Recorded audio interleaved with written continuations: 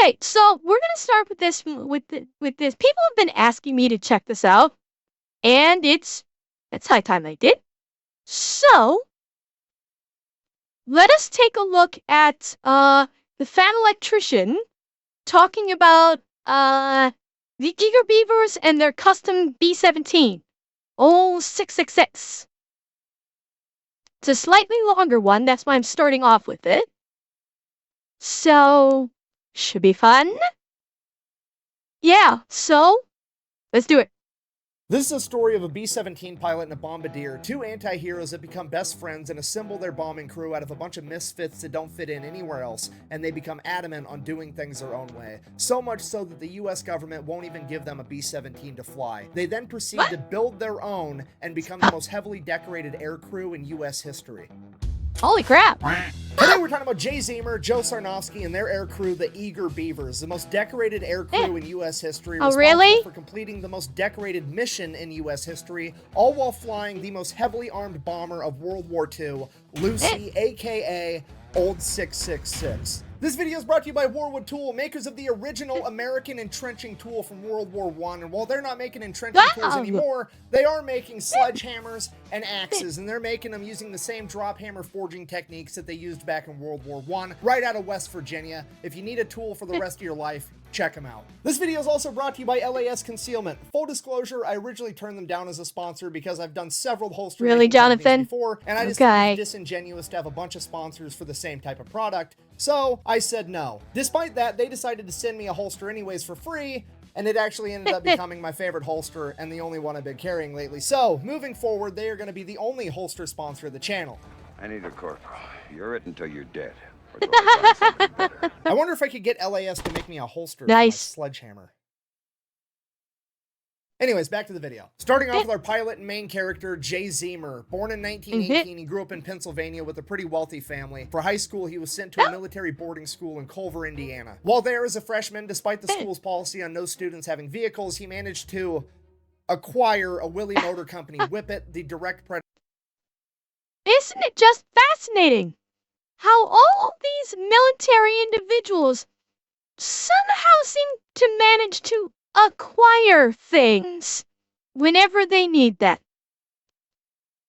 It's a remarkable coinkydink that they seem to be so acquirable. Don't you agree? Predecessor of the Jeep, and he managed to turn this thing into an absolute hot rod, better than it ever ran before, until the school finally found out that a student had a car, which was against the rules. So he had a disciplinary meeting with the dean. He goes into this meeting with the dean and he's like, look, I'm in the engineering program, I'm taking all the engineering classes, I want to go to school to be an engineer, I just rebuilt a motor and I'm 14 years old, you guys should treat this as extra credit. To which the dean, being cool, is like, well, take me for a test drive and we'll see. Takes the dean for a test drive. Right. Dean has a great time. He ends up giving him extra credit and letting him keep the car the entire time he's at military boarding school. Nice. So his grades were a little lackluster his freshman year because he was busy restoring a car. After that, he aced absolutely everything from sophomore to senior year. He goes on to apply to go to MIT to become a civil engineer. He gets rejected by MIT because his grades were lacking his freshman year. So he drives his Whippet that he rebuilt all the way to MIT, and he camps outside the admissions office for days until they agree to meet him. He then goes in and proceeds to persuade the head of admissions to let him into MIT. So he gets into MIT, goes on to become an engineer. While he's at college, he joins the ROTC program, which is like the pre-officer training program that they have at most colleges. While he's there, he ends up flying a plane, and he absolutely loves it. It is now his new goal in life to become a fighter pilot. So naturally, he applies to go off. Wow. Okay, like, obviously we had an idea where this was going, but that's a hell of a jump, going from wanting to be an engineer and then making the jump to being, okay, now I want to be a fighter pilot. That's quite the, you know, if we didn't know what this story was was going in, that would kind of be a hell of a 180. of that kind of thought process. Yeah. Off to Army Air School to become a pilot, at which point he is pretty much immediately informed there's a 0% chance that he will ever get inside of a fighter plane because he's way too big. At this point in time, they only let the smaller guys be the fighter pilots, and all the bigger guys had to go work in bombers, and Jay was a big dude, well over 6 foot. So it's not exactly what he wanted, but it is the next best thing. No big deal. He goes in, does the paperwork, does the physical exam. Bad news, his eyes suck, and his vision is not good enough to become a pilot. So the entire notion of being a pilot gets shelved for now, at least. He goes back to college, continues going through the ROTC program to be an Army infantry officer, and while this is going on, he's constantly researching on ways to make his eyes better, and he finally comes across this crazy optometrist named Dr. Bates, and he has the Bates method. Basically, this method wanted to treat your eyes like they were muscles. Bates believed that glasses enabled your eyes to be lazy, so he would crush his patients' glasses and then force them to do a bunch of eye-straining exercises in hopes of building up better vision, similar to how you would lift weights to get bigger muscles. You know what? This sounds crazy, but I actually kind of can get behind the very basic logic behind this. It's because he's right. It's while there are muscles within your eyes, it's more about than just like training your muscles. It's also training your brain. Because don't forget, when it comes to your eyes and your vision, you have rods and cones behind, in your eyes that are capturing light. And for people that people that have diminishing vision, they give them glasses. But if you force yourself not to use the glasses and continue to just use your non-assisted eyes, well, no, I'm not giving him credit for anything. What I'm saying is I can understand the premise behind this theory. That's what I'm saying. I'm not giving the guy any kind of credit, just that I understand the theories he's going for. Because if you kind of need glasses and you don't use glasses, and instead you just continue to use essentially the naked eye, you can sort of train your brain, I think. And this could be, I have no scientific bearing on this whatsoever. This is purely theoretical, based on logic. Is if you start to need glasses and you don't use glasses and you continue to use the naked eye, you can sort of train your brain to see something where once you had trouble distinguishing it, you can train your brain to recognize that what used to be indistinguishable is X, Y, or Z, and thus you're training your brain to reinterpret what you're seeing now as your vision has slightly degraded, as your vision degrades. Now, again, this is if you had good vision in the first place, and not if you had bad vision from the very beginning, and that's what I'm referencing, is if you had good vision and then your vision has degraded. This is what I'm referring to. Not if you were basically born with bad vision. Bear that in mind. It's not even so much memorizing the chart like in Space Cowboys, Revan. It's just, as your eyes degrade, you can basically force yourself to look at something. You go, okay, that is, you're recognizing. Yeah, it's essentially like pattern recognition, effectively speaking. Again, there's no science behind this. I have no idea if this would actually work in practice. This is just like, it's a thought experiment on my part. But that's where I'm talking about, where like I can understand the reasoning behind this what this doctor is attempting to do. I see where he went to for his logic. That's what I'm saying. I'm not saying it's good logic. I'm not saying it's going to work, but I do know understand the leap of logic that he's making. That's all I have to say. Yeah, and Leo, like I said, I'm referring to people that have, this is not a one-size-fits-all thing. Theory, again, prefacing it with theory. Okay?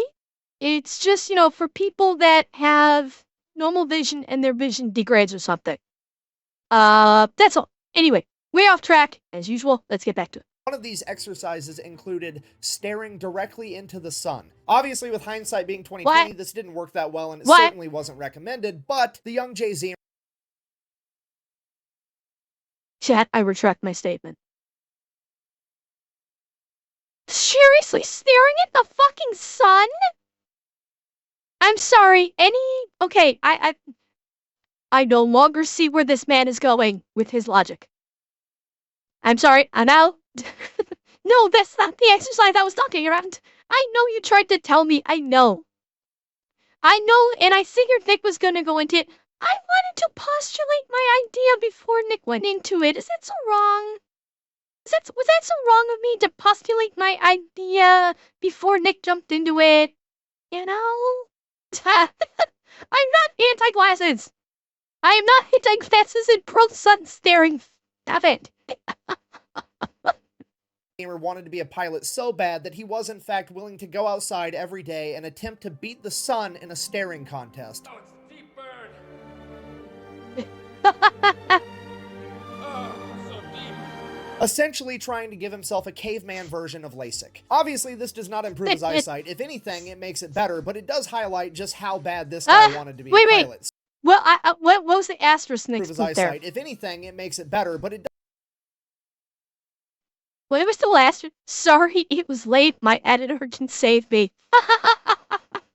But it does highlight just how bad this guy wanted to be a pilot. So, World War II kicks off, standards get lowered, and he gets accepted into the bombing program. And from there, he becomes the top of his class pretty much immediately. He is so good at flying bombers that he can actually perform fighter maneuvers inside of a bomber, which is something most pilots would never even imagine. But not only is he naturally talented at it, he also works extremely hard. He could tell every single American, German, and Japanese plane and their capabilities just by their silhouette.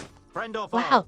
Foe. No, you idiots. It's a pigeon. So Jay Zeamer is hands down the best bomber pilot in training right now. And somewhere along the lines, during training, he becomes friends with the best bombardier in training by the name of Joe Sarnofsky. This guy is basically the Larry Bird at putting warheads on foreheads. They hit it off. They become best friends. They have a ton in common. After they graduate from... Actually, chat, I'm going to preemptively, because I have a feeling all of his visuals is going to be over on that side. I'm going to preemptively get us over here so we're not blocking any of his visuals from this point on. They get separate missions, and they get separated. So early 1942, Jay Zeamer gets assigned to the 5th Air Force, and he's not happy about it because the 5th Air Force is also referred to as the Forgotten Fifth. The reason they're called that is because they are stationed in Australia, and their job right now is to basically run a containment war against Japan, trying to slow them down and contain them to the Pacific. And at this point in time, nobody cares about the Pacific theater. The entire world is watching the European theater as America and Great Britain fight their way through North Africa into Italy to take back France and eventually overthrow Germany. That's where the majority of the funding's going. That's where all the attention and glory is. That's the place where young, motivated men like Jay Zeamer want to be. But that didn't happen. So Jay shows up to Australia. Never does. He is the FNG, the fucking new guy. Nobody trusts him. He has zero street cred. Nobody wants him in their crew. Now, this is partially due to the fact that he's a new guy. And that's just how it goes for new guys. Sure. Yeah. But mainly, it's because the Japanese are kind of kicking America's ass right now. It's mid-1942. America just got involved in this war. A lot of their pilots are inexperienced. A lot of their equipment's outdated. And everybody's giving all the funding to the European theater. So it's not a great time. And you got to remember, since this is 1942, America hasn't come out with the Hellcat or the Corsair yet, meaning that America has no fighter plane capable of going toe-to-toe with the Japanese Mitsubishi Zero. So even if the bombers did have a fighter escort, they weren't capable of going toe-to-toe with the Japanese Zeros anyways, so it has never been more dangerous to be inside of a bomber, and it has never been more important to have everybody in that bomber crew as good as possible to increase everybody's chances of survival. If so facto, nobody wants to risk it on giving a new guy a shot. So it becomes apparent to Jay early on that if he ever wants to get up in the air, he's going to have to do some gangster shit. So he goes over to the bulletin board, and on that bulletin board are the missions that are deemed so incredibly dangerous that they are volunteer basis only, and he starts volunteering for all of them, filling in any position where he's needed. The majority of these missions would wind up being reconnaissance missions, which is where they're going to take a B-17 Flying Fortress. Instead of filling it with bombs, they're going to fill it with extra fuel tanks, equip it with cameras, and send it way off into enemy-held territory all by itself to hopefully get some valuable intel. Now, And they're gonna and the man that can treat the bombers like a fighter plane is gonna do this. That's kind arguably an insane move, but you know what? He would be the perfect guy to do this. If you think about that, he can do fighter jet maneuvers with bomber aircraft. Well, yes, I understand at this point he is not a pilot. He's basically just filling in wherever he can. Yeah, anybody else that does it, it's a bad idea. For this guy who can treat a bomber like a fighter pilot, it would be perfect. But again, I do realize he's not always the pilot. He's just basically, you know, as Nick just said, he's filling in anywhere he can, wherever they need help. As I'm sure you can imagine, a single bomber flying alone in enemy-held territory is extremely dangerous, and nobody is about to let their pilot or co-pilot be the brand new guy fresh out of school, so Jay just has to fill in wherever there's a gap. Over time, he winds up doing everything. He's a tail gunner, a ball gunner, a waist gunner, a navigation guy, a radio guy. He can do everything, and eventually he works himself up enough credit that they let him be co-pilot for a little while. And while he's working as a co-pilot, he figures out something very, very important. You have to remember, he's an engineer. He loves taking things apart, figuring out how they work, why they work, trying to make them better. And while he's sitting in the co-pilot seat, he figures out how the Japanese Zeros are tackling the B-17s. You have to remember, this is 1942. The B-17s that they are flying are the B-17Bs. They are the first generation of mass-produced B-17s ever, and they have one fatal flaw, and the Japanese figured out how to exploit it. You see, the B-17s have a ton of machine guns all over them to defend themselves. They have a tail gunner, a ball gunner, a waist gunner on each side. They don't have a top gunner, do they? Hang on. And a turret on top. Oh, I'm wrong. Problem is, I'm wrong. Okay, sorry, I'm wrong. They do have a top turret gunner, but they don't have anything in the front. Although the ball turret. Yeah. But does the ball turret, can it traverse a full 180 degrees?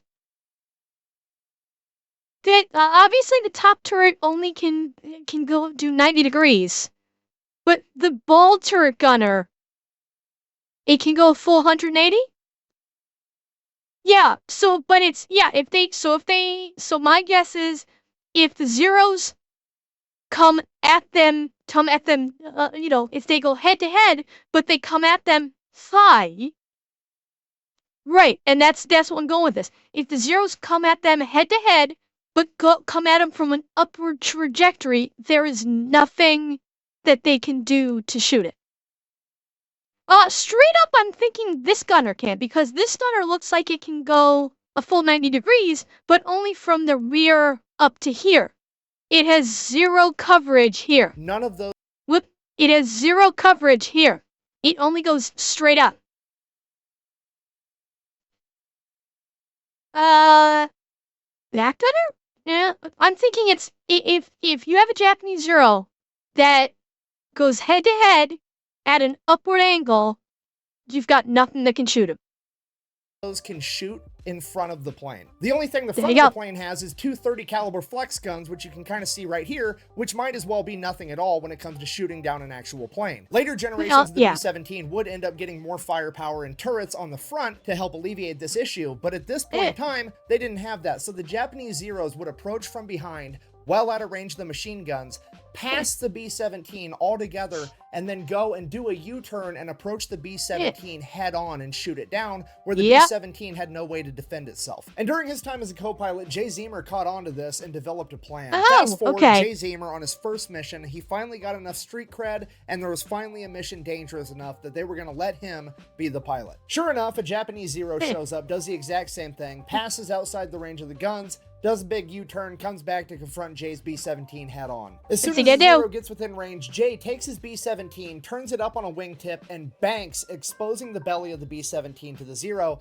forcing the Zero to go the exact opposite direction and down, putting it directly in the firing lines of both the belly gunner and the tail gunner, shooting down the Zero. And that is just one of multiple combat Nice. maneuvers that Jay has engineered inside of his head, pushing the B-17 airframe to its absolute limit. Fast forward into the mission, he lands the plane, no problem. The entire crew gets out and swears that they are never getting on a plane with Jay Zeamer flying it ever again. And that becomes a new norm for a couple months. Jay went from the new guy that nobody trusted to fly to now he's so good, he's crazy, and we're scared to fly with him. That was until a bunch of new reinforcements showed up on the island, and among them was none other than his best friend, Larry Bird. I mean, Joe Sarnofsky. So Jay and Joe start volunteering to go on a bunch of dangerous missions together. Same thing happens every time they fly on a mission. Pretty much everybody else on the plane refuses to ever go on a mission with those two ever again because they're absolutely crazy. But every once in a while, they find somebody just crazy enough to keep flying with them. And over the course of a couple months, they build up an entire air crew that starts volunteering together on every dangerous mission available, earning them the nickname the Eager Beavers.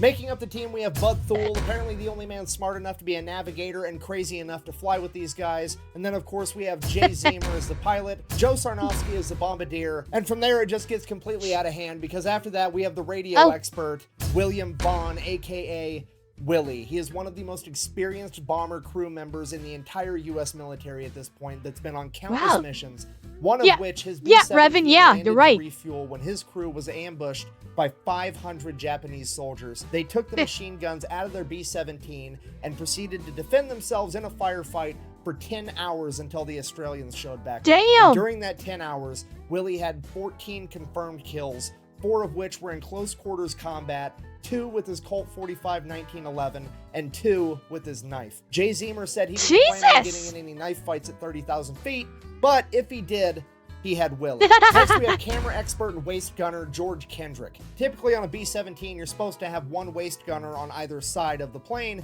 but Kendrick preferred to man both sides completely by himself. When Jay Zeamer asked him if he wanted to find another waist gunner for the other side, Kendrick said, and I quote, "These are my guns and I'm going to shoot all of them. I don't need to be bumping asses with another guy while I do it," which is the most American shit I've ever heard in my entire life. Fucking based. That is fucking based. Like, I'm almost, like, obviously he's not doing this. I'm almost picturing, like, one hand on each gun, just going, "Get some, bitch!" Like, firing them both at the same fucking time. Like, I know what he's doing. He's basically going from one, he's shooting, and then when there's a target change, he just basically spins around and grabs the other one and starts shooting. It actually makes a lot of sense because you saw by the picture. Hang on. Hang on. You saw by the footage we just saw. Come on, computer. Come on, you little bitch.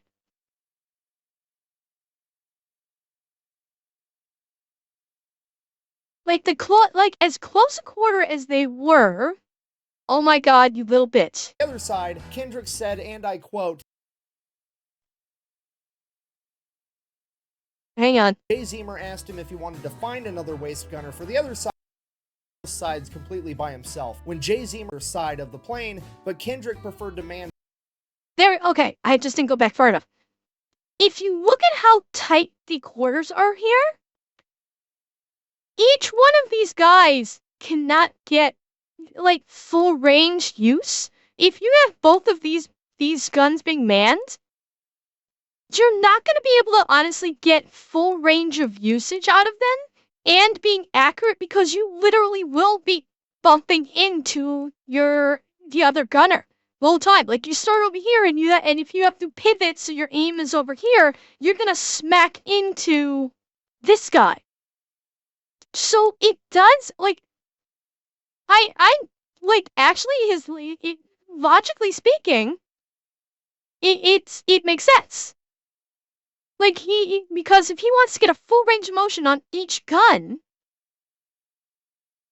yeah, exactly. And literally, okay, say he's on this gun and needs to switch over this one, he literally just turns around and he's on the gun. It honestly, it probably works better. Cortez, that is true, but that's why they're crazy. That's why they're so crazy. It works great.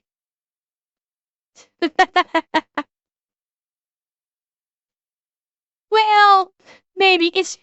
I think that his biggest issue is it was really tight quarters, and he's just one of those individuals that it's more effective for him to do it by himself because he can get himself into a smooth rhythm where you can just go bang, bang, bang, switch, bang, bang, bang. If he needs to reload, he can reload. And he's able to get into a much better rhythm by himself versus having another person there, even if it's just for reloading. And some people are like that. There's some people where it is a two-man job and they just are flat out better at doing a two-man job by themselves versus two people actually going to town on it. I've had that, once or twice I've had that situation happen where it's like we're supposed to be doing something where it's two people, and I just found that the person that I was doing this second, that I was doing whatever it was with, just wasn't on the same, we'll call it frequency that I was, and it was just far easier for me to do the job myself versus having, the other person there, quote unquote, helping me. Dad will stop it. Yeah, true, Xanadu. You also can get a full human body's weight in ammo to replace their absence, which arguably could be better. Oh, really? Hang on, let me see if I can find this EM without having too much of a problem like I did before. Oh, yeah, okay, so this is the feed chutes for the ammo. Okay, so basically all the ammo was loaded before takeoff, so there was no need to reload the ammo. Okay, that made it even easier. Alright, so ads are concluded. I take it we are at the conclusion of the ads. We will continue. My entire life. Next, we have Johnny Abel, a 19-year-old farm kid that's so mechanically gifted that he is deemed more valuable as a mechanic on the ground than he is a member of a bombing crew. Despite that, he wants to be a pilot. So, Jay is teaching him how to become a pilot, but in the meantime, he's the topside turret gunner. Next, we have the tail gunner, and he is the biggest, fastest, strongest man in the entire 5th Air Force, Herbert Pugh, aka Pudge. There was a couple other stragglers that came and went on a couple missions here, a couple missions there, but this was it. This was a core group of men that became best friends and went on the most dangerous bombing runs and reconnaissance missions that the war had to offer. Because of this, they very quickly built up an incredible reputation and became too valuable to lose, at which point leadership doesn't let them go out on the dangerous missions anymore, and they send them out on a regular bombing run with like 10 other B-17s, and if that wasn't bad enough, they're going to make Jay and his men be the first bomber in line, which if you don't know is the safest bomber in the entire run, because as soon as their bombs hit the ground, that's what alerts the enemy that they're even there. So when they go through, there's no enemies manning the anti-aircraft guns, so they're done and gone by the time there's any enemies returning fire. It's that second, this has got to chap their ass. 6th, 7th, 8th plane that faces the real danger, and that's just not okay with Jay and his men. So they go out on the mission just like they're ordered to, and they are the first ones to drop their bombs just like they're ordered to. They make a clean getaway, they get out to open ocean, at which point Jay tells his men, turn get around ready for a fight, because he does a U-turn, goes back in, flies over the enemy compound at 1,000 feet, while his men from the ball turret, the waist guns, and the tail guns open fire on the enemy's anti-aircraft positions on the ground, literally becoming a ground attack plane like they're an antique C-130. They were able to... I was gonna say, okay, Nick beat me to it, but yeah, they just turned into a goddamn... Nick said it. He turned that B-17 into a goddamn AC-130 ground attack vehicle. Holy fuck! Like I knew that's what he was gonna do.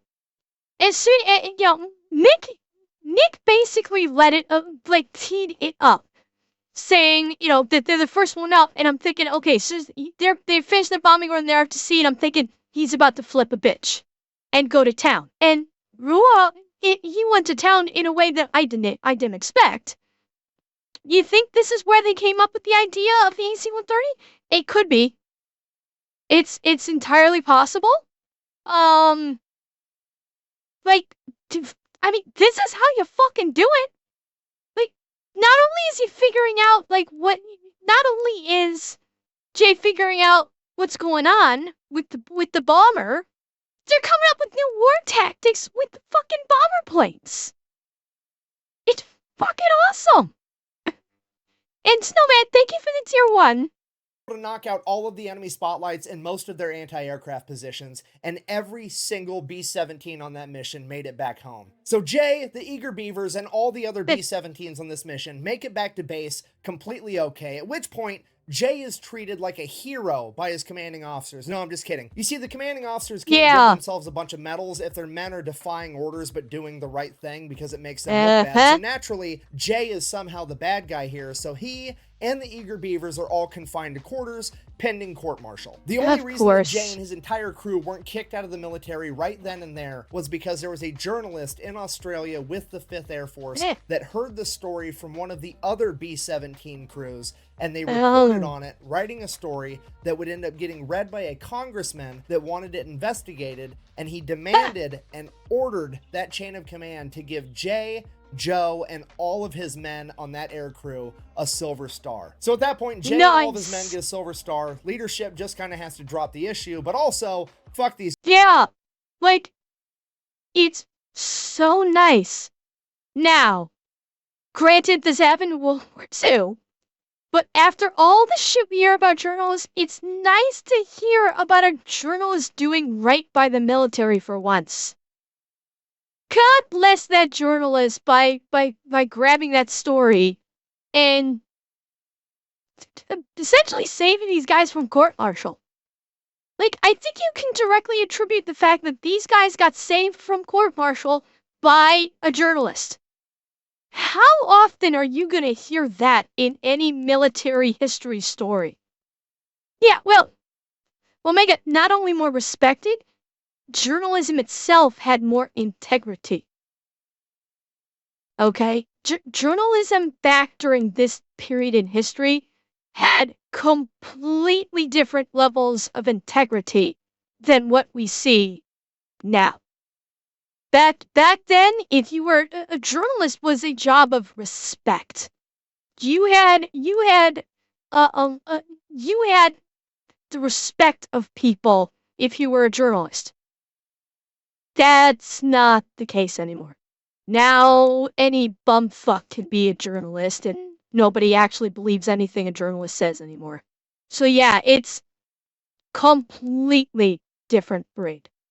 These guys, we're not going to give them easy missions anymore. We're only going to give them the hardest missions we have, and if they die, they die. We don't really care anymore because they made us look bad. Which is exactly what Jay and his men wanted all along, so it all works out. Alright, fast forward, next big dangerous mission, officially known as Flight of the Geishas. Naval codebreakers have deciphered enough messages to figure out that in the city of Raboul there's a hotel, and the penthouse of that hotel is being used as an exclusive officers club where they are being entertained by a bunch of geishas and getting hammered. And among those officers is rumored to be none other than Admiral Yamamoto, the leader of the entire Japanese Navy. Their mission is to fly in with a single B-17 under the cover of night, bomb that hotel, take out all the high-ranking officers, and make a clean getaway. So Jay and the crew get pulled in, they get briefed on the mission, no big deal, everybody's gonna go off to bed, they got a big day tomorrow. Everybody except for Joe Sarnofsky. He stays up all night long studying the map of the city of Raboul. Nobody knows why, they just think he's overcautious. They go to bed,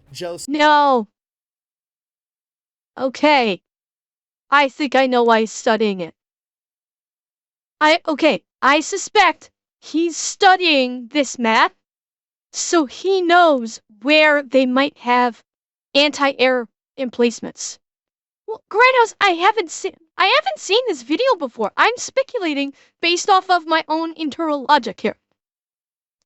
I'm thinking this is what I'm thinking logically he's doing. He's studying the map so he can see the layout of the city, and he can gauge, where there might be anti-air emplacements, or where, what the surrounding buildings are, maybe how troop flow might work if they're calling in for reinforcements. I bet you he's basically studying. He's studying the map from a tactical perspective to see what the enemy might do, where it might come from, and where they might set it up. That's my guess of why he's studying the map so intensely the night before. And what's gonna happen, I think, is during the mission, he's gonna say, during the mission, something's happening. He's gonna say, go in this direction to specifically avoid this specific area of the city, because he knew based on the maps that's where like anti-air emplacements would be, and by changing course to this way, it would block their line of fire or something like that. That's my suspicion. Stays up. Fast forward the next day, they take off on their mission. Jay flies them all the way there, gets them real close to the hotel, at which point Jay can actually send the controls of the plane over to Joe Sarnofsky in the bomb bay, so Joe can control the plane and really line up the shot that he wants with this bomb. So Jay sends the controls over to Joe. Joe opens the bomb doors and veers way off course, miles and miles off course, like 10 miles off course. Joe steers this plane, essentially blind, driving the plane just from what he can see outside of the bomb bay. And then, before anybody even knows what's happening, Joe just says, bombs away, drops the bombs on a seemingly random location, and sends the controls back over to Jay. Everyone is completely confused. Nobody knows what's going on. The bombs make impact, and there is a humongous explosion, way bigger than this 500-pound bomb could have ever done on its own. Joe... Did he hit a fuel depot? Oh my god, did he hit a fuel depot whose fuel lines fed into the hotel and created a chain reaction that would have gone from that area, so they didn't even have to go over the hotel, and he chain reactioned it to the hotel? Well, how do you think they cooked things then? They had to have a fuel line for things like stoves and things like that. Joe had just hit a major ammunition depot for the entire Japanese Navy, and his single bomb set off a chain reaction, blowing up the entire facility. Come to find out, Joe Sarnofsky didn't feel right about killing innocent geisha girls, and he decided that he was going to find a target that was just as, if not more valuable than the Officers Club, and blow that up instead. So they make it... Yeah, I overthought it.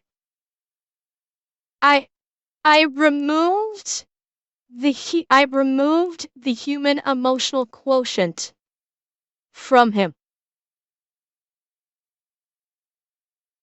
But then again, I had no idea what his emotional quotient was in the first place, and that's why I didn't factor that into my ramblings. But okay, that makes perfect sense then.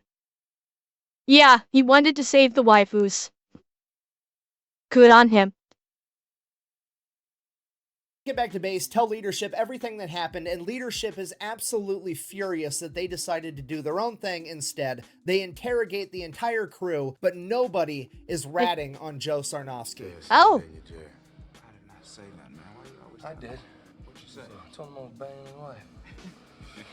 So as a punishment, they're ordered to do the mission again, and this time do it right. But that is essentially a death sentence, because now they know that the Americans are bombing the city, and they're going to be on high alert. So they're just going to do it anyways, and I think leadership was actually trying to get them killed, but it's not really going to work out that way. So crew goes to bed early. Joe Sarnofsky stays up all night again, studying the map of the city of Raboul. And yet again, the same exact thing happens. Jay gets them all the way there completely undetected, sends the controls of the plane over to Joe.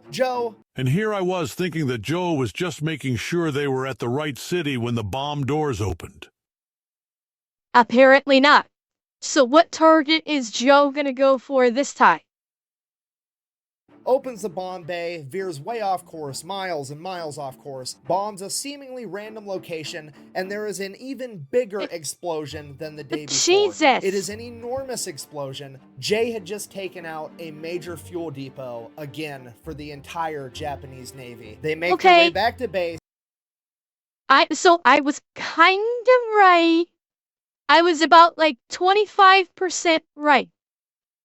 I just was wrong on the bombing run and the end result of bombing the fuel depot.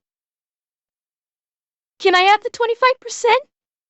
Can I at least have the 25% I got right? At which point, they are effectively grounded, and leadership will never give them a B-17 to fly again because No. they refuse to follow orders. And they are given absolutely no credit for single-handedly bombing major fuel and ammunition depots in the city of Raboul. Alright, so leadership's being a bunch of dicks. They're not going to let Jay and the Eager Beavers fly any more of the good B-17s, which sucks because at that point, there's really nothing that they can do unless they plan and this on is where building they make their own. airplane, which is exactly what they do. So Jay and the Beavers go out to the boneyard, and the boneyard is not just where planes go to die. They go there to be cannibalized for any good parts they may have left to keep all the other planes still running. And what they come across is what used to be a B-17. It has been stripped of every usable part and is covered in bullet holes, and there is no way that this thing is gonna fly. The only identifying characteristics of this plane at all was the faded word Lucy up on the front and the tail number 2666, which would later bring about its nickname, Old 666. So now they have a plane, they just need to fix it, a seemingly impossible task, but they have Jay Zeamer, the engineer, and Johnny Abel, the 19-year-old mechanical prodigy, that They've got the MacGyver dream team, is what they've got.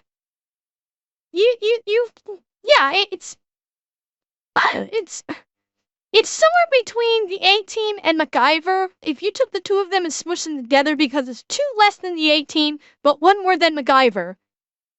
Effectively speaking, well, okay, no, Omega, not quite. One engineer, one mechanic.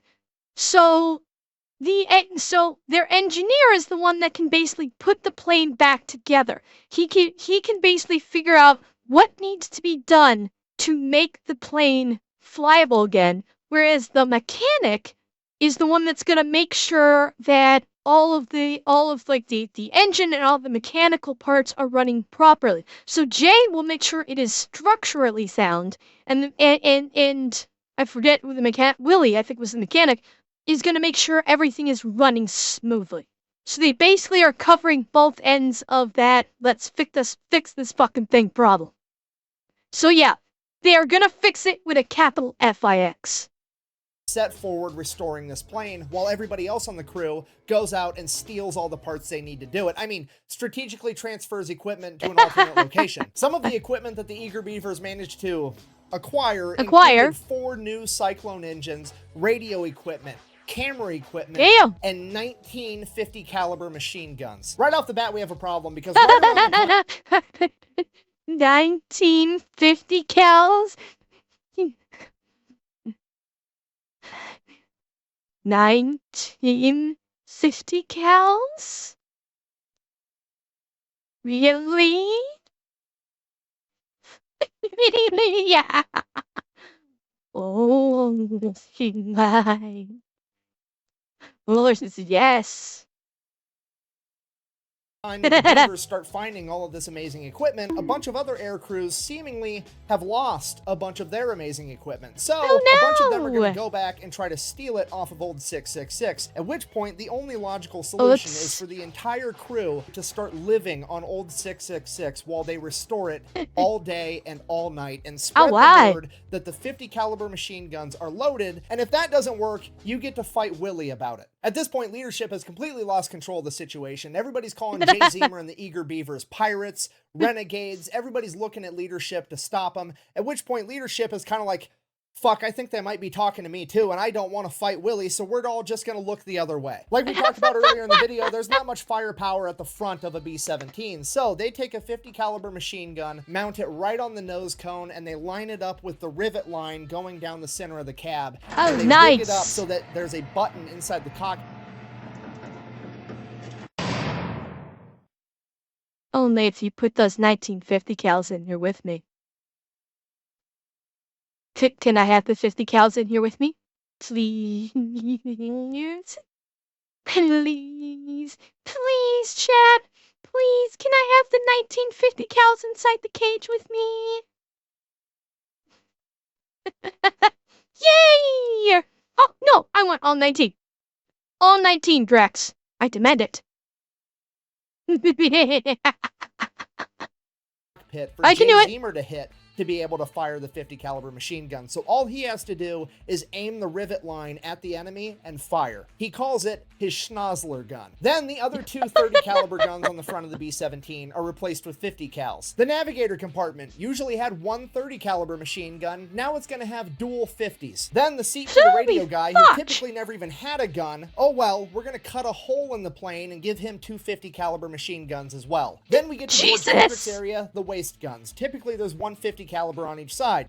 Double it! Now we're getting dual 50s on each side, and because that's not enough, we're also going to cut another hole in the bottom of the plane and give him dual 50s there as well. That way, when Jay banks up in front of the zero, not only can the ball turret gunner hit the zero, Kendrick is also going to be able to hit the zero as well. Then, in case any of the guns malfunction, they have 3 extra 50 caliber I want to hear what these extras do. machine guns strapped down on the inside of the plane. Old 666 now has more than... Hang on, I want to hear that again. Hang on. Is also going to be able to hit the zero as well. Then, in case any of the guns malfunction, they have 3 extra 50 caliber machine guns strapped down on the inside of the plane. Old 666 now has... This is not a plane. This is a flying gun.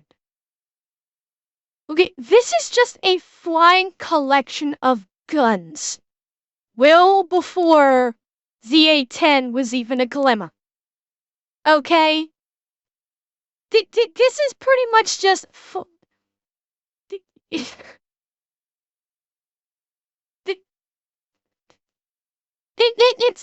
is the World War II version of the last Starfighter's Death Blossom. Okay?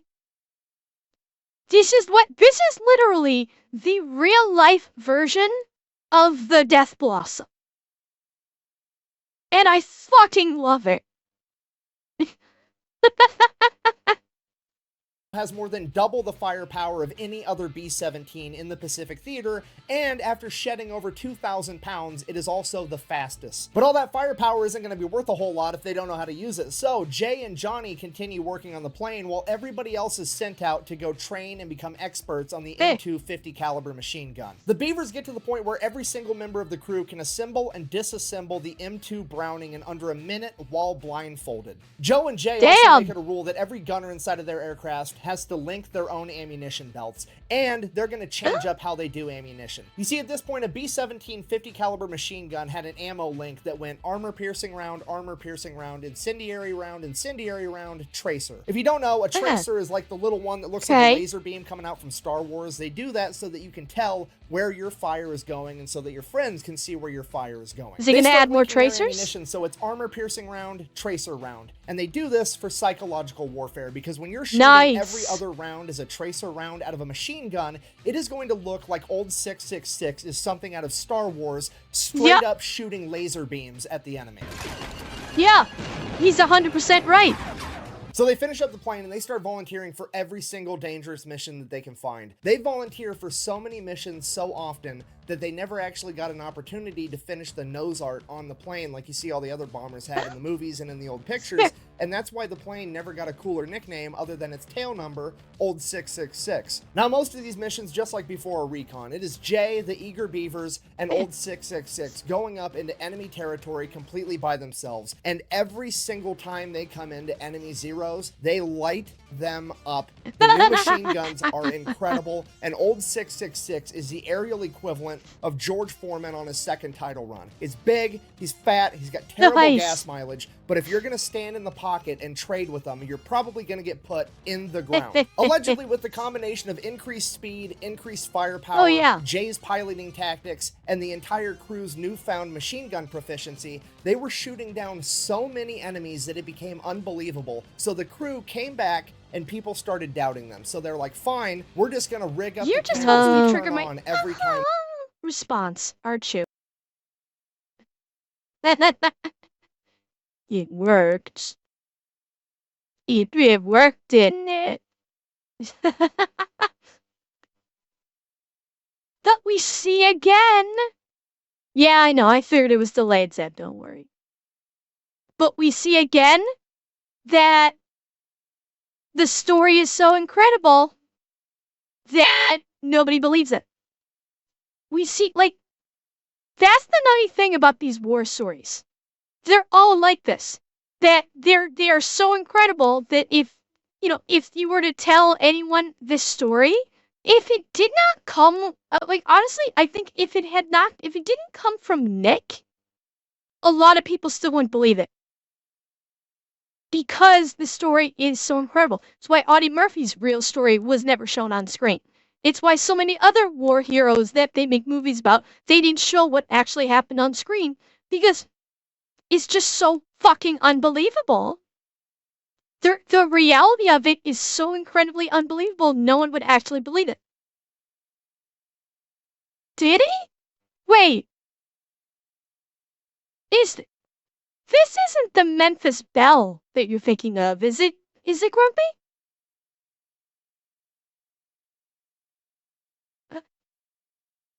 Okay, yeah, like the only bomber movie that I'm familiar with is Memphis Belle. That's the only like World War II bomber movie that I've ever seen. Oh, I see what you're saying. Okay, Grumpy, I'm sorry, I misunderstood you. I thought you said that Clint Eastwood made a movie about this. You're saying he needs to make a movie out of this. Okay, I got what you're saying. People started doubting them, so they're like, fine, we're just gonna rig up the cameras to turn on every time we start firing the machine guns. That way, we film us shooting down the enemy fighters. Which is the most World Star shit I've ever heard in my entire life. They were literally kicking so much ass that to get people to believe them, they had to prematurely invent the GoPro 70 years ahead of time. The beatings continued for a little while. Old 666, the Eager Beavers, and Jay Zeamer built up this enormous reputation, and eventually leadership would approach Jay with the most dangerous mission he'd ever heard of. Alright, so here's a mission. The Marines are going to make a 40,000 man amphibious landing in Bougainville. But before they do that, they wanted to get aerial footage over the coastline because they wanted to find out where all the reefs were so the Marine Corps didn't get caught up on the reefs with their amphibious landing vehicles. The problem with that is the only way to get enough high definition in that footage to be able to see reefs that are underwater is to use a trimetragon camera setup, which is 3 cameras where they merge all the footage together. And the only way to actually film this and make it work is to fly in a perfectly straight line under perfect weather conditions, and they can't move the plane at all. Even a single degree of tilt would ruin the entire thing. And in order to film this coastline, they're going to have to do that for 22 minutes straight in enemy territory, and that enemy territory may or may not have enemy fighters and anti-aircraft guns on the coast. And if there is anti-aircraft guns on the coast, it's pretty much game over, because again, they have to fly in a perfectly straight line for 22 minutes straight in broad fucking daylight. The worst gunner on the planet has enough time to get dialed in and shoot them down. And that's assuming they even make it to the coastline, because Bougainville is 600 miles into enemy-held territory. Because of this, the leadership only approached Jay with this mission because they were just hoping that he would pilot it. They never in their wildest dreams imagined that his entire crew would volunteer to go on this mission because it had such a low chance of survival. Despite that, after being briefed on the entire thing... Okay. That's a team. That's a fucking team right there. That is a brotherhood. They approached the pilot and said, "Will you fly this mission?" And every single one of them said, "Yes, we will." That is a brotherhood that so many people will never experience. Holy shit. Jay rushes over to the barracks where the Beavers are, briefs them on the entire thing, and he's like, "Look, I'm calculating there's like a 10% chance that we survive this. I don't expect any of you to go with me. I don't blame you if you don't in any way, but if you do want to volunteer, there's nobody I would rather have up there with me than you guys." At which point, every single one of the Eager Beavers stands up, and they're going with him. Which guy are we gonna take? Later on, when retelling this story, one of the Beavers is quoted as saying, "We thought so much of Captain Zeamer and his abilities that we didn't give a damn where we went, just so long as he wanted to go there. Anything okay by him was okay by us." Jay then runs back over to the colonel that had just briefed him. As he is pinning the volunteer slip onto the board to collect volunteers for this mission, Jay grabs a paper, crumples it up, says that him and the Eager Beavers are going to take the mission on one condition. He does it how he wants to do it, and they have no further input. He will get the mission done. at which point the colonel Oh. agrees and it's settled. The only thing to do now is to get prepared for the mission and wait for Army meteorologists to tell them that they're going to have a day clear enough to actually pull this off. It's monsoon season, a couple of weeks go by, and then finally they get word from the Army weather guys, hey, tomorrow's the day the weather's going to break, you can get this mission done. So they all get prepped and they take off first thing in the morning when it's still dark out for this dangerous mission. So they take off, they're making their way over to Bougainville, they get like halfway there, it's still dark out, everything's going great, and leadership radios over to Jay and they're like, hey, by the way, extra credit, it would be pretty cool if you could pop up to the top of the island and film Buka Passage as well. We don't need trimetragon footage, just normal footage would work, you can do it while it's still kind of dusk out. If you could get that done too, that'd be great. At which point Jay is like, no, I don't need extra credit during this extremely dangerous mission. That wasn't what we agreed to. I'm not doing that. Then they're like, well, too bad, it's an order. To which he just like hangs up on the guy. He doesn't really care. He's gonna do it anyways, because that's been his MO the entire time. Okay, fast forward. They get all the way to Bougainville. It's still too dark out for them to start filming with this trimetragon footage. So Jay asks the crew, and he's like, look, I can do a U-turn. We can fly 15 minutes out over the open ocean, do another U-turn, come back. That'll be half an hour. That should be bright enough by then. Thank you, or Spartan. we could fly like 45 minutes north, film Buka Passage, and then come back and do this after. And the crew is like, whatever, I don't care. So they go, they film Buka Passage, then they come back. It is now broad daylight, so they start filming their trimetragon footage. They get 5 minutes into the 22-minute run, and they come up on a Japanese airstrip. And on that airstrip is over 20 Japanese Zeros, and he can see men running out to the planes to come get him. Now, Jay doesn't realize it at this point, but these weren't just normal Japanese Zeros. Okay, we got ads. I will pause. Because I can take this pause and, like, Spartan, thank you so much for the tier 3. Thank you so very, very much. Yeah. Thank you, Dragon. Thank you. Someone tell, Half Asian to refresh.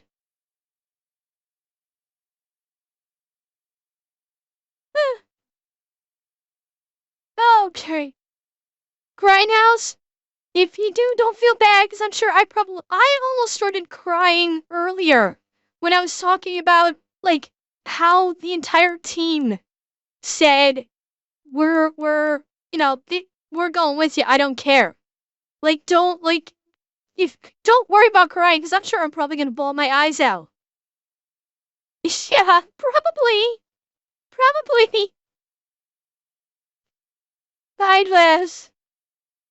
To come get him. Now, Jay doesn't realize it at this point, but these weren't just normal drop Japanese in Discord. Zeros. This was one of the best fighter squadrons that Japan had that was specifically brought in to go take out Admiral Halsey. And in this squadron, they had 2 aces with a combined over 30 confirmed air-to-air kills. And even if this wasn't a specialized badass fighter squadron, 20 on 1 is still completely undoable. They'd gone up against 5, 6, 7 Zeros. They'd never gone up against 10, let alone 20 plus. It's at this moment that Jay has to make a decision, because he knows that by the time all the Japanese Zeros get up in the sky, get in their formation, and actually attack him, he's going to have just enough time to finish this camera run. However, then he's going to have to fight his way out, which is probably a death sentence. Or he can cut and run right now, and he's almost guaranteed to be able to get away with a 20-minute head start. He's taken a second to weigh his options and really think about it, and he's just about ready to cut and run, and he looks down at the water, and he can just see all these reefs just right below the water, and he just envisions 40,000 Marines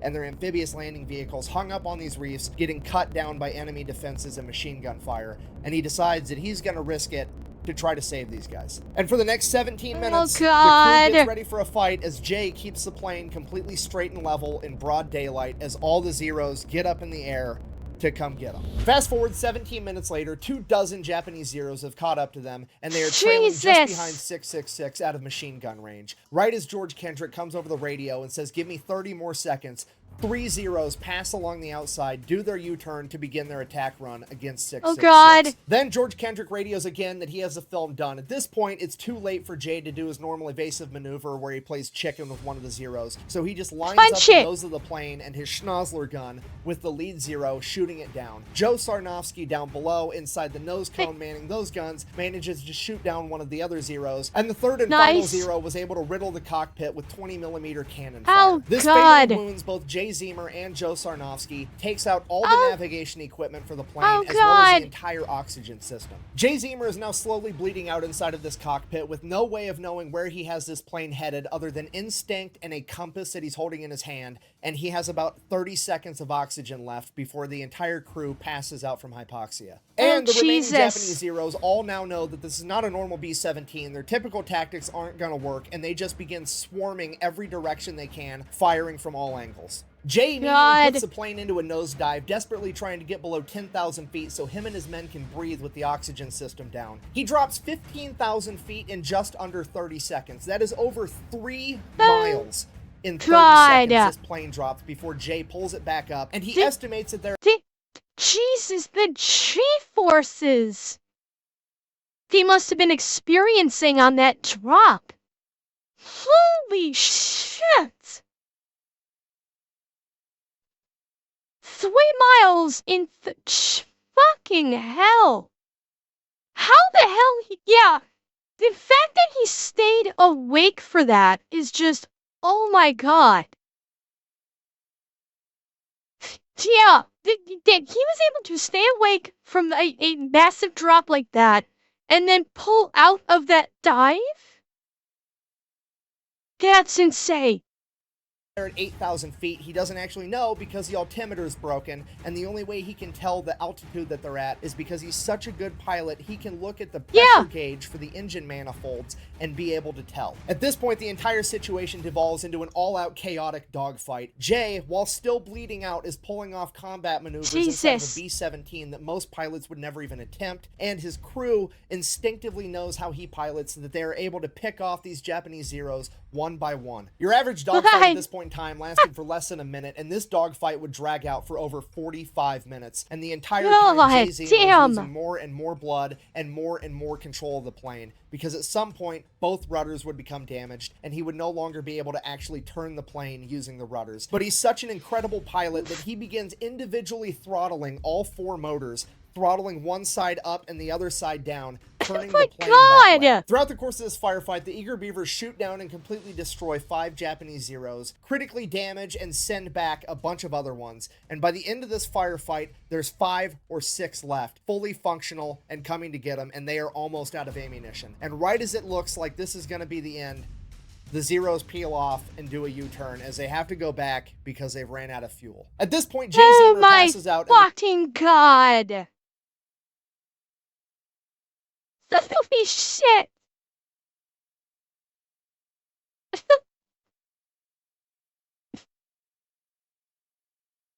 I thought God Satan was smiling on these guys today. At least in a little bit. At least a little bit. Yeah. I will be honest. I thought for sure this was going to be a moment where some American planes came in and went at the Zeros. But this is still, this is still... Fuck. Oh my god. But I still have in my, oh yeah, they still have to deliver the footage. But you know what's going through my mind right now? They've escaped the Zeros, but he's still bleeding out. They're in a crippled plane. They have a long way to fly, and he is still bleeding out. That is most first and foremost on my mind right now. The co-pilot is finally allowed to take over the aircraft, something that Jay Zeamer refused to let him do in the heat of the fight. For the entire flight back, Jay is coming in and out of consciousness, and the last thing he remembers is them landing and the ground crew rushing in as he hears the medics say, "Get the pilot last, he's already dead." He would wake up in the hospital days later to find out that he had lost over half the blood in his entire body, but the intel that they had gathered was going to be used to launch Operation Cartwheel, a high... Okay. Fuck the up. Fuck that he lived. He survived. He made it. He fucking made it. There. He made it.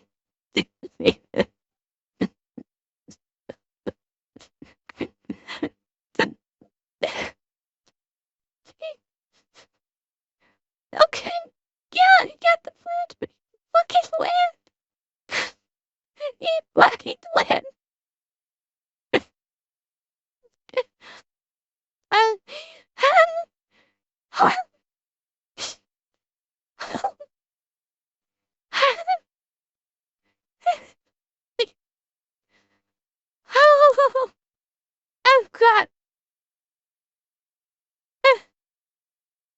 highly successful Allied offensive that military planners credited that success to the intel that Jay Zeamer and the eager Beavers had gathered. Because of this, both Jay Zeamer and Joe Sarnofsky were to receive the Medal of Honor. Unfortunately, Joe would have to receive his posthumously. According to the accounts of the rest of the crew, he was struck by a 20mm round during the first engagement. Despite that, he still managed to man the machine guns at the front of the B-17, shooting down an additional 2 Japanese Zeros before succumbing to his wounds. As for the rest of the eager Beavers, 4 of them sustained injuries, but they all survived, and all of them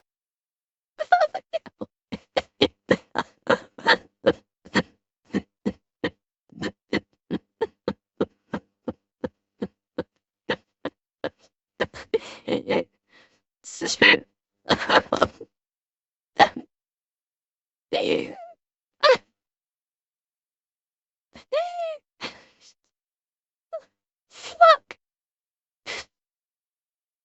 He lost his best friend.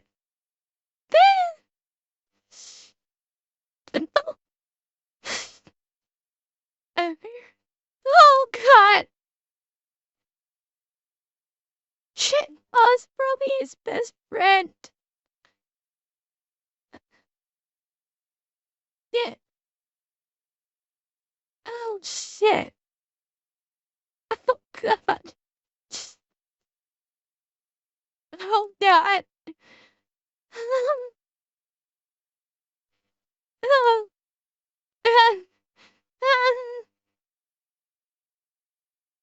Oh god.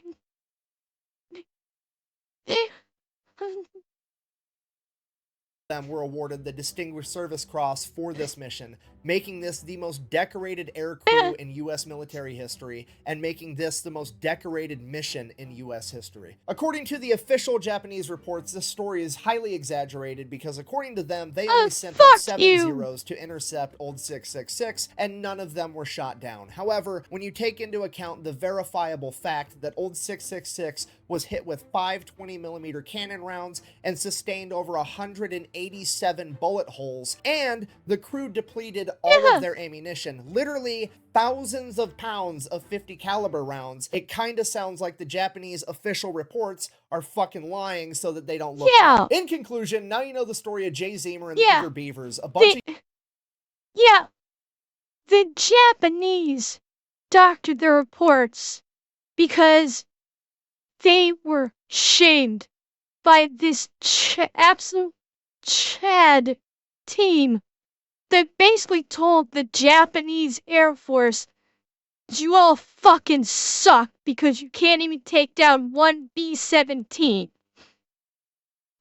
They were just ashamed that the US showed them the fuck up in the most Chad way possible. So yeah, that was a fucking lie. Young men that blurred the lines between bravery and insanity that ultimately were deemed so reckless that the government wouldn't give them a B-17 to fly, so they built their own and became the most decorated air crew in American history. Thank you for watching. Best way to support the channel is go buy some merch over at thefatelectrician.com. Quack bang out. That was a long video this time around. When you're editing this one in post-op, just cut out all the parts where I got teary-eyed. Those weren't emotions. My office is infested with onion-cutting ninjas. Well, don't worry about editing out my tears. I openly cry during stream all the time. Oh, God. Oh, my God. That was amazing. That was amazing.